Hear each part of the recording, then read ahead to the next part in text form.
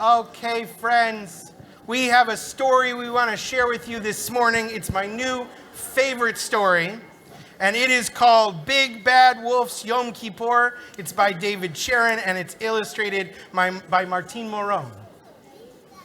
And so we are going to... we're going to share this story with you. It was a regular morning for the Big Bad Wolf. Time to get ready for a day full of bad. And then he heard a knock on the door. Perhaps it was a grandmother. He could cross one thing off his list while having her for breakfast. But it was Raccoon. Wolf, I'm sorry for rummaging through your garbage. I don't want my garbage anyway. What's gotten into you? It's Yom Kippur, so I'm asking for forgiveness. I'm also going to synagogue. Why don't you join me? Seeing all his neighbors in one place wasn't a terrible idea. It would be like a lunch buffet for a big, hungry wolf. At the synagogue, everyone was surprised to see Wolf and a little bit nervous. But Rabbi Dov gave him a big bear hug. Shana Tova, Wolf. What a joy to see you here. This hug feels cozy, thought the wolf. Then he remembered, a big bad wolf does not hug. Cantered Zipporah led the animals in song. Her chirps floated into the air like butterflies.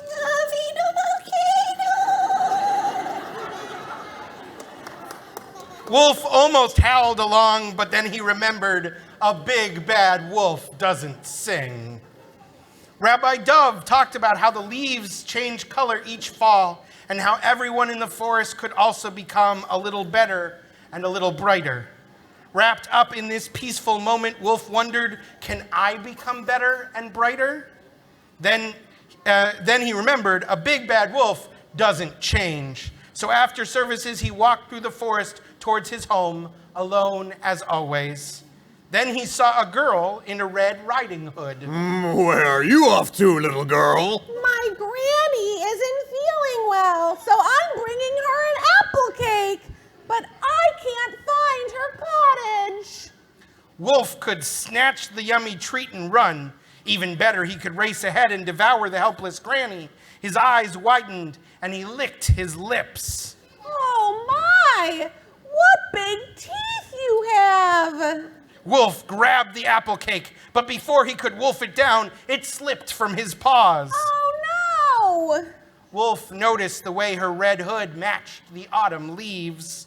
He felt his belly twist and turn, and it wasn't even from hunger. He almost said sorry, but he knew that a big bad wolf doesn't say sorry. I know the cottage. I'll take you there.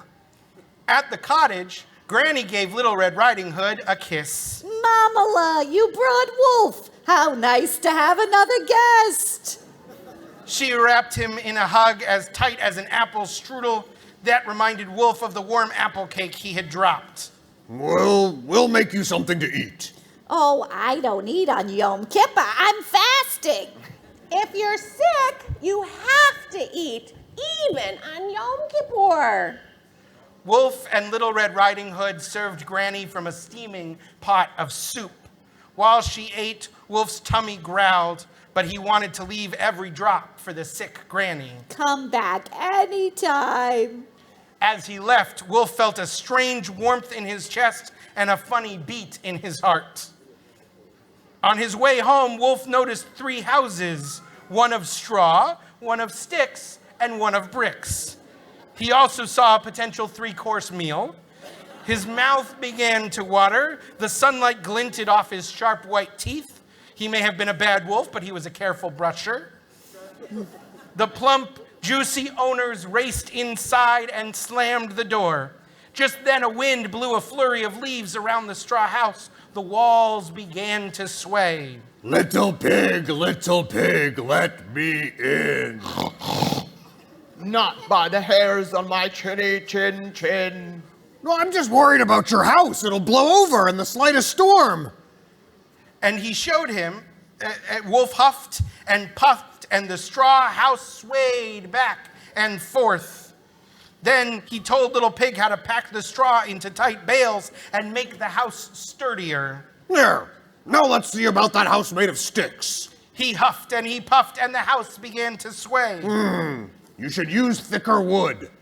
When he huffed and puffed at the brick house, it didn't sway 1 inch. The house would be just fine. Thank you for all your help. Wolf felt his heart beating in that funny way again. I think I need to see a doctor. As he walked home, his belly howled as if there were a full moon. The rabbi got it all wrong, he thought. A wolf couldn't change. He was alone, thinking about food as always. A shofar blasted in the distance. Yom Kippur was over. Then he heard a knock. Shana Tova, you were such a great helper. And cooking partner. Ugh, I'm sorry for slamming the door on you, Raccoon. And for taking your apple cake, Little Red. And for scaring you, little piggies. We forgive you, my friend. Helper, partner, friend. Thinking about these words made Wolf's heart flutter and his chest get warm again. But this time he didn't mind at all. He knew this was exactly how a big, good wolf should feel on Yom Kippur.